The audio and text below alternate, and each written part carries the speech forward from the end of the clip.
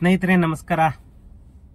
ಮತ್ತೆ ಹೇಗಿದ್ದೀರಾ ಸ್ನೇಹಿತರೆ? ಇವತ್ತು ಒಂದು ಅತಿ ಮುಖ್ಯವಾದಂತಹ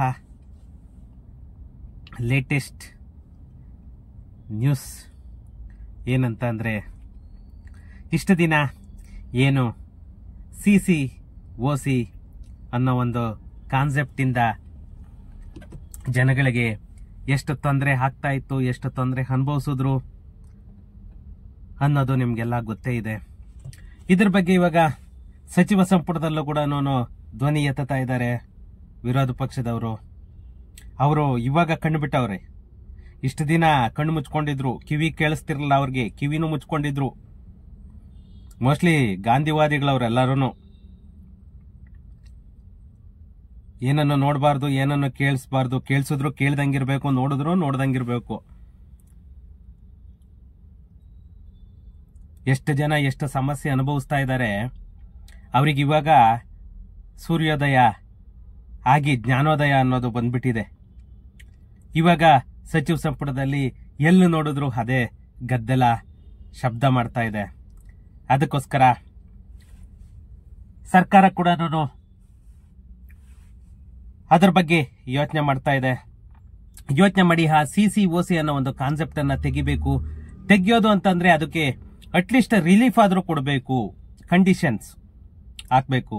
ಅದರ ಮೇಲೆ ಇರುವಂತಹ ಒಂದು ಡೈಮೆನ್ಷನ್ಸ್ ಮೇಲೆ ಇದ್ ಮಾಡಿಕೊಂಡು ಅವಕ್ಕೆ CCOC ಮತ್ತೆ ಅಪ್ರೂವಲ್ ಅನ್ನೋ ಒಂದು ಕಾನ್ಸೆಪ್ಟ್ ಅನ್ನ ತರೋಣ ಅಂತ ಹೇಳ್ಬಿಟ್ಟು ಸರ್ಕಾರ ಎಲ್ಲಾ ಚಿಂತನೆಯನ್ನ ಮಾಡ್ತಾ ಇದೆ. ಯಾಕಂತಂದ್ರೆ ಯಾವುದೇ ಒಂದು ಸುಪ್ರೀಂ ಕೋರ್ಟ್ ಆರ್ಡರ್ ಆಗ್ಲಿ, ಒಂದು ಹೈಕೋರ್ಟ್ ಆರ್ಡರ್ ಆಗ್ಲಿ, ಅದು ಎಲ್ಲದಕ್ಕೂ ಒಂದು ತಿದ್ದುಪಡಿ ತರೋದಕ್ಕೆ ಸರ್ಕಾರಕ್ಕೆ ಒಂದು ಅಧಿಕಾರ ಅನ್ನೋದೊಂದು ಇದ್ದೇ ಇರುತ್ತೆ, ಸರ್ಕಾರದ ಕೈಯಲ್ಲೇ ಇರುತ್ತೆ.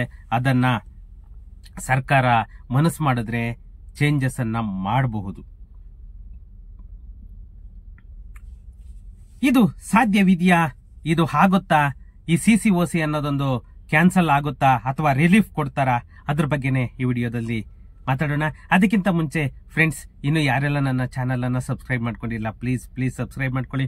ಹಾಗೇನೆ ನನ್ನ ವಿಡಿಯೋಸ್ ಅನ್ನ ಶೇರ್ ಮಾಡೋ ಮುಖಾಂತರ ನನಗೆ ಸಪೋರ್ಟ್ ಮಾಡಿ ಅಂತ ಹೇಳ್ತಾ, ನಮ್ಮ ಬೆಂಗಳೂರಿನಲ್ಲಿ ಬಡ ಮಧ್ಯಮ ವರ್ಗದ ಕಟ್ಟಡಗಳಿಗೆ CC ಮತ್ತೆ OCಯಲ್ಲಿ ವಿನಾಯಿತಿಯನ್ನ ಕೊಡಬೇಕು ಅಂತ ಹೇಳ್ಬಿಟ್ಟು ಏನು ವಿರೋಧ ಪಕ್ಷಗಳು ಇದ್ ಮಾಡಿತ್ತು, ಅದಕ್ಕೋಸ್ಕರ ನಮ್ಮ ಸರ್ಕಾರ ಒಂದು ಶೀಘ್ರ ನಿರ್ಧಾರವನ್ನ ತೆಗೆದುಕೊಳ್ಳಿ ಅಂತ ಹೇಳ್ತಾ, ಈ ನಮ್ಮ ಬೆಂಗಳೂರಿನಲ್ಲಿ ಇರುವಂತಹ ಬಡ ಮತ್ತೆ ಮಧ್ಯಮ ವರ್ಗದವರು ಏನು ಅನಧಿಕೃತವಾಗಿ ನಿರ್ಮಿಸಿರುವಂತಹ ಸಣ್ಣ ವಿಸ್ತೀರ್ಣದ ಮನೆಗಳಿಗೆ ಸ್ವಾಧೀನಾನುಭವ ಪತ್ರ ಮತ್ತೆ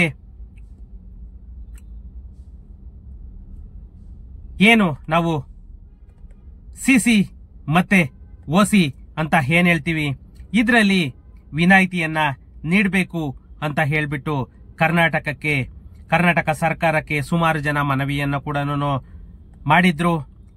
ಇದರ ಬಲವಾಗೇನೆ ಸಚಿವ ಸಂಪುಟದಲ್ಲೂ ಕೂಡ ಒಂದು ಗದ್ದಲ ಅನ್ನೋದು ಶುರುವಾಯಿತು.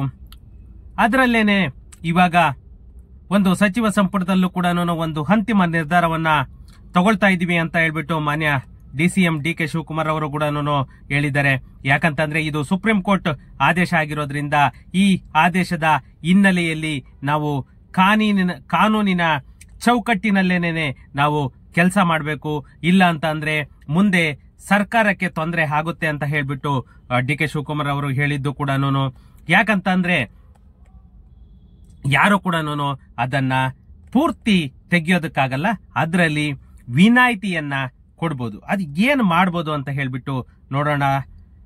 ಯಾಕಂತಂದ್ರೆ ಈ ನಮ್ಮ ಸಚಿವ ಸಂಪುಟ ಸಭೆಯಲ್ಲಿ ಏನು ಇದ್ರ ಬಗ್ಗೆ ಡಿಸ್ಕಷನ್ ಆಯ್ತು, ಅದೇ ಪ್ರಕಾರ ಮಾನ್ಯ DK ಶಿವಕುಮಾರ್ ಅವರು ಹೇಳ್ತಾ ಇರೋ ಪ್ರಕಾರ 2030, 3040 ಮತ್ತೆ ಅದಕ್ಕಿಂತ ಕಡಿಮೆ ವಿಸ್ತೀರ್ಣದ ಸೈಟುಗಳಿಗೆ ವಿನಾಯಿತಿಯನ್ನ ನೀಡುವ ಎಲ್ಲಾ ತರಹದ ಸಾಧ್ಯತೆ ಇದೆ. ಅದರ ಬಗ್ಗೆ ನಾವು ಚಿಂತನೆಯನ್ನ ಮಾಡ್ತೇವೆ ಅಂತ ಹೇಳ್ಬಿಟ್ಟು, ಯಾಕಂತಂದ್ರೆ ಅದಕ್ಕೆ ಯಾವುದೇ ನಿಮ್ಗೆ CCOC ಯಾವುದೋ ಕೂಡ ಬೇಕಾಗಿಲ್ಲ, ಅದಕ್ಕೆ ನಾವು ಪೂರ್ತಿ ರಿಲೀಫ್ ಅನ್ನ ಕೊಡ್ತೀವಿ ಅಂತ ಹೇಳ್ಬಿಟ್ಟು ಕೂಡ DK ಶಿವಕುಮಾರ್ ಅವರು ಮ್ಯಾಕ್ಸಿಮಮ್ ನಾವು ಟ್ರೈ ಮಾಡ್ತೀವಿ ಅಂತಲೇನೆ ಹೇಳ್ತಾ ಇದ್ದಾರೆ.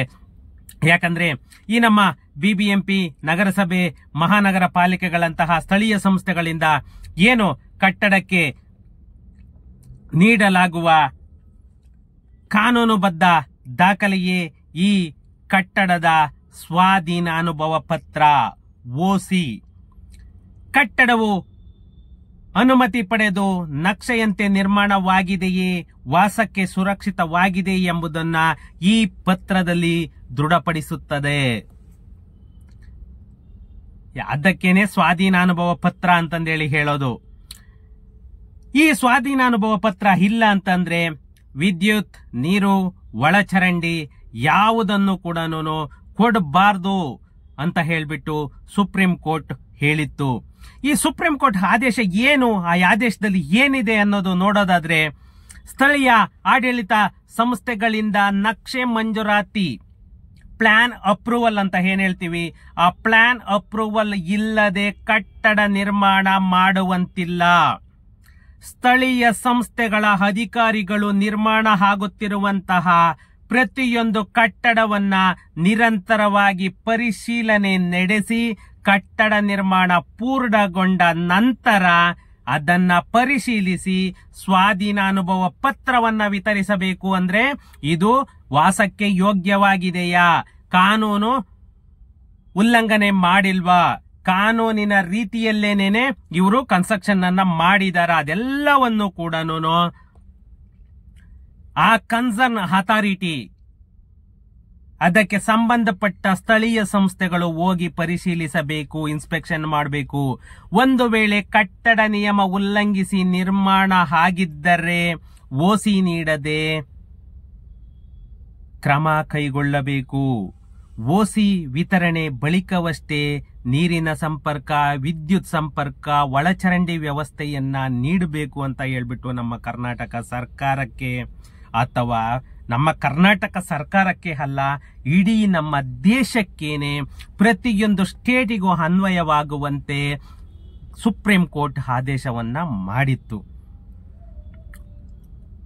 ಆದ್ರೂ ಕೂಡ ಸುಮಾರು ಸ್ಟೇಟ್ ಅಲ್ಲಿ, ಇನ್ನೂ ಕೂಡ ಸುಮಾರು ರಾಜ್ಯಗಳಲ್ಲಿ ಇದನ್ನ ತಂದಿಲ್ಲ ಜಾರಿಗೆ.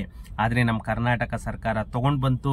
ಅದಕ್ಕೆ ಪೂರಕವಾಗಿ ನಮ್ಮ ಬಿಬಿಎಂಪಿ ಕೂಡ ಆನ್ಲೈನ್ ಮೂಲಕವೇ ಕಟ್ಟಡ ನಕ್ಷೆ ಮಂಜೂರಾತಿ, ಕ್ಲಿಯರೆನ್ಸ್ ಸರ್ಟಿಫಿಕೇಟ್, ಸಿಸಿ ಮತ್ತೆ ಸ್ವಾಧೀನಾನುಭವ ಪತ್ರ ಓಸಿ ನೀಡಲಿದೆ. ಯಾಕಂತಂದ್ರೆ ಇವಾಗ ಆನ್ಲೈನ್ ಅಲ್ಲೇನೇನೆ ಆ ಆಪ್ಷನ್ ಅನ್ನು ಕೂಡ ಕೊಟ್ಬಿಟ್ಟಿದ್ದಾರೆ.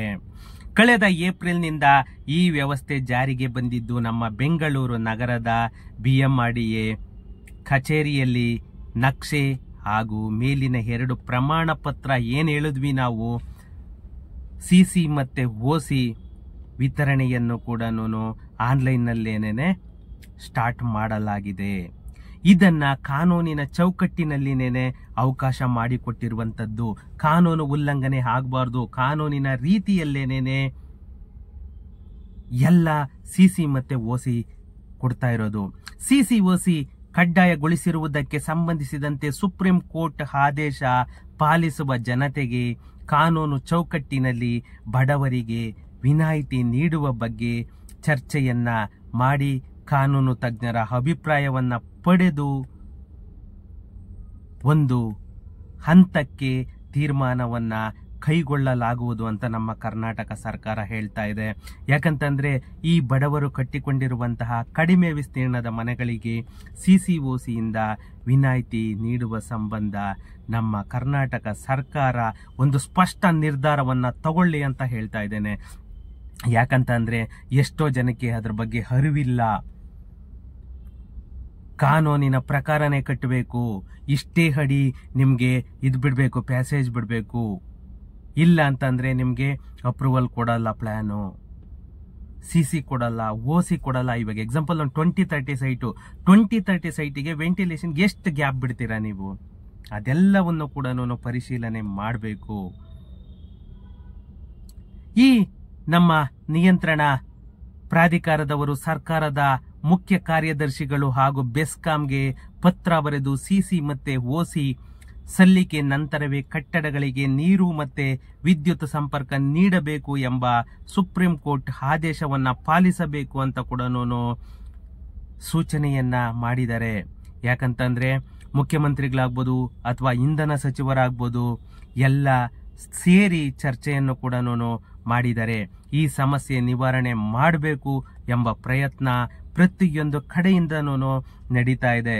ಯಾಕಂತಂದ್ರೆ ಈವನ್ ವಿರೋಧ ಪಕ್ಷದವರು ಕೂಡ ಇದ್ರ ಬಗ್ಗೆ ಧ್ವನಿಯನ್ನ ಎತ್ತಿರೋದು ಇವಾಗ ಸಚಿವ ಸಂಪುಟದಲ್ಲೂ ಕೂಡ ಒಂದು ಬಿಗ್ ಟ್ವಿಸ್ಟ್ ಸಿಕ್ಕೋ ತರ ಆಗ್ತಾ ಇದೆ. ಯಾಕಂದ್ರೆ ಇದು ಮೇಜರ್ ತಂದಿದ್ದಂತಂದ್ರೆ ನಮ್ಮ ಬೆಂಗಳೂರಲ್ಲಿ ಈ ಅಕ್ರಮ ಕಟ್ಟಡಗಳಿಂದ ಎಷ್ಟು ಅಪಾಯ ಇದೆ ಅಂತ ಅಂದ್ರೆ ಹೇಳ್ತೀನಿ ನೋಡಿ.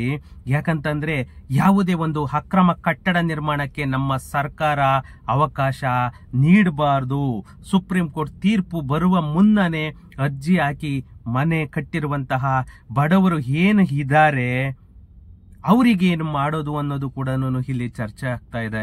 ಯಾಕಂದ್ರೆ ಕಾನೂನು ವ್ಯಾಪ್ತಿಯಲ್ಲಿ ಇವರಿಗೆ ಯಾವ ರೀತಿ ನೆರವು ನೀಡಬಹುದು ಅಂತ ಹೇಳಿ ಕೂಡ ಇಲ್ಲಿ ಡಿಸ್ಕಷನ್ ಅನ್ನ ನಡೀತಾ ಇದೆ.